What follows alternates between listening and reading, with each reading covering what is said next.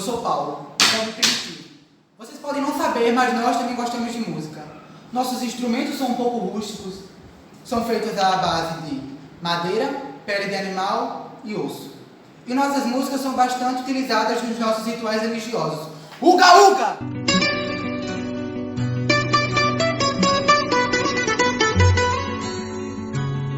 Saudações a todos, meu nome é Caiane, uma mulher da antiga Grécia, e vim falar um pouco da nossa música para vocês. Aqui fabricamos instrumentos de corda e de sopro, como a harpa e a flauta. Nossa música é muito utilizada nos espetáculos de teatro que nós realizamos, pois somos um povo muito culto e desenvolvido.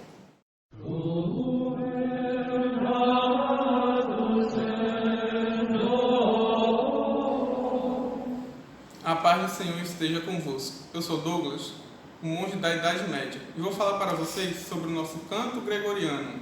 O nome deste estilo musical deve-se ao Papa São Gregório Magno, que no século VI reuniu e organizou uma série de cantos eclesiásticos que se encontravam espalhados pela Europa.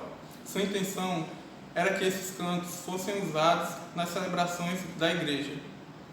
Esse tipo de música era executado por coros de monges, sem acompanhamento de nenhum instrumento ou apenas dos órgãos antigos da igreja. Fiquem com Deus.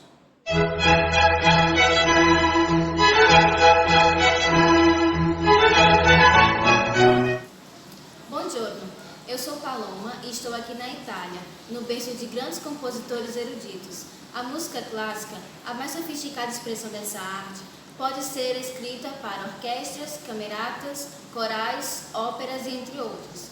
Eu adoro ouvir as músicas de Mozart, Chopin, Bach, Beethoven e Puccini. Arrivederci.